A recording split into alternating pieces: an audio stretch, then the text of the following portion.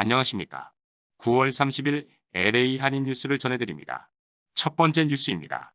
박경재 LA 총영사는 LA 소재 메가더 공원에서 재미 향군단체와 함께 9.28 서울 수복 기념식을 개최하였습니다. 강정희 기자가 전합니다. 이날 참석한 박경재 총영사는 기념사를 통해 70년 전 오늘은 6.25 전쟁 발발 이후 북한군에 빼앗겼던 서울을 다시 수복했던 감격스러운 날이라고 하면서 전쟁 당시 목숨을 걸고 전투에 임했던 참전용사들의 헌신을 결코 잊어서는 안 될 것이라고 말했습니다. 또한 최근 대한민국 정부는 유엔 참전용사의 명예선양 등에 관한 법률을 제정하여 유엔 참전국 및 참전용사들의 명예선양 업무를 체계적으로 추진할 수 있는 제도적 기반을 갖추었고, 이는 앞으로 195만여 명의 유엔 참전용사에 대한 정부 차원의 예우와 22개 유엔 참전국과의 우호 증진에 크게 기여할 것이라고 설명했습니다.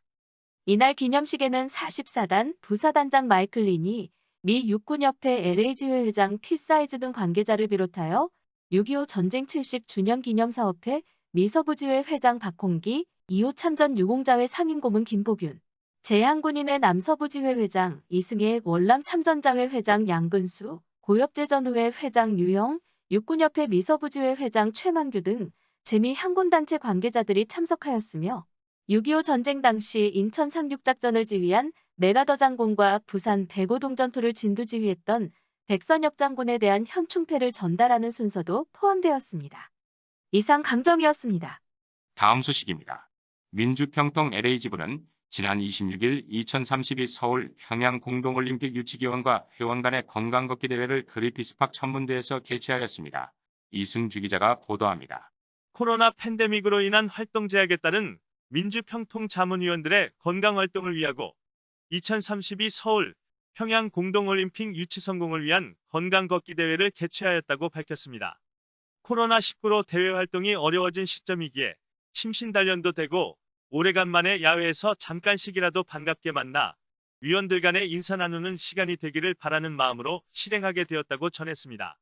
특히 이번 행사에서는 자매 결연 지역인 부산 지역회에서 기증해온 KF94 마스크를 자문위원 및 LA 한인들을 위해 그 마음을 전하는 의미로 마스크를 전달하는 기회도 가졌습니다. 이와 함께 또 다른 자매 결연 지역인 베이징협의회 평화통일기원 한마음 걷기 대회와 혼자라도 걷는다는 활동도 함께 동참하는 뜻도 포함되어 여러 가지 의미가 있는 대회가 되었습니다. 시기적 어려움으로 특별한 이벤트는 준비하지 않았으며 부산에서 기증한 마스크와 베이징 행사용 평화통일 마스크도 전달하는 등 뜻 있는 대회가 되었다고 밝혔습니다. 이상 이승주였습니다. 다음 소식입니다. LA 한인회에서는 기타 즉 상사지사협의회와 함께 매분기마다 저소득층 및 노인들을 위한 사랑의 쌀 나눔을 이어왔습니다. 자세한 내용은 강정희 기자입니다. 이번 추석을 맞이하여 한인들을 위해 키타에서 쌀을 비롯한 식료품을 한인회에 기부해서 추석을 맞아 이를 배부합니다. 배부 물품은 한 명당 쌀 20파운드 한 포, 컵라면 한 박스, 차, 과자 등 스낵류, 마스크이며 선착순 500명에게 배부한다고 합니다. 물품은 미리 준비된 백에 포장되어 있다고 합니다. 코비드19로 경제적 어려움에 처한 한인들에게 추석을 맞아 작은 선물이 되길 바란다고 밝혔습니다. 배부일은 10월 2일 오전 10시부터이며 선착순으로 배부할 예정이며 번호표는 오전 9시부터 배부하며 500명 소진 시 종료합니다. 배부 장소는 LA 한인회관 주차장이라고 합니다. 이상 강정이었습니다. 다음 소식입니다. 태영호 국민의힘 의원이 26일 북한의 공무원 피격 사건과 관련해 미국 블랙 라이브스 매러, 즉 흑인 생명도 소중하다는 인권운동을 빗대 왜 코리언 라이브스 매러, 즉 대한민국 국민 생명도 소중하다는 운동은 안 일어나느냐고 했습니다. 이승주 기자가 전합니다. 태영호 의원은 28일 국회에서 열린 북한의 우리 국민 사살과 화형만행 진상조사 태스크포스 회의에서 미국에서는 흑인이 공무집행 중 경찰에게 당하면 BLM이라는 운동이 온 나라에서 일어난다며 이렇게 말했습니다. 그는 대통령도 탄핵한 이런 민주화 시민의식을 가진 국민들이 왜 국민이 북한 총구 앞에서 죽었는데 코리언 라이브스 매러라는 운동을 안 하느냐면서 우리는 왜 이런 북한 앞에 나약하고 왜 이렇게 우리는 약하냐고 반문했습니다. 태 의원은 북한과 관계에서 평화도 중요하지만 가장 중요한 건 우리 국민의 목숨과 생명이라며 이 목숨이 총구 앞에서 사살됐다고 했습니다.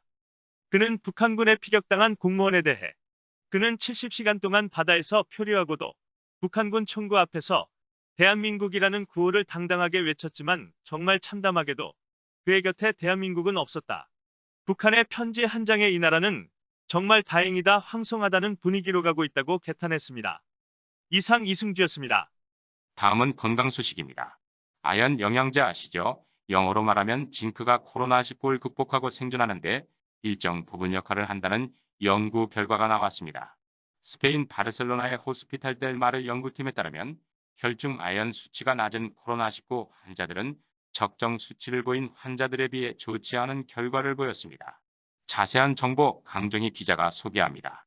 연구팀의 로베르토 게르리 페르난데스 박사는 입원 당시 낮은 아연 수치는 감염 과정에서의 염증 증가와 좋지 않은 결과와 관련이 있었다고 밝혔습니다. 미국 뉴욕시 레녹스 힐 병원의 렌 호로비츠 박사는 아연이 면역 체계를 강화한다고 오랫동안 알려져 있었다며 이번 연구에서 가능한 설명은 아연이 항염증 효과를 가질 수 있다는 것이라고 말했습니다. 연구팀은 지난 3월과 4월 코로나19에 걸려 입원한 249명의 환자들에 대한 실험실 테스트 결과와 비교해 의학적 결과를 추적했습니다. 대상자 중 21명이 사망했는데 이들의 평균 나이는 63세였습니다.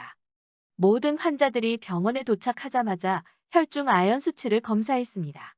평균 수치는 혈액 1dcl당 61마이크로그램이었습니다. 하지만 코로나19로 사망한 환자들 중에서 아연의 혈중 수치는 평균 43마이크로그램에 불과해 훨씬 낮은 것으로 나타났습니다. 이와는 대조적으로 코로나19에서 살아남은 환자들의 혈중 아연 수치는 63마이크로그램이었습니다.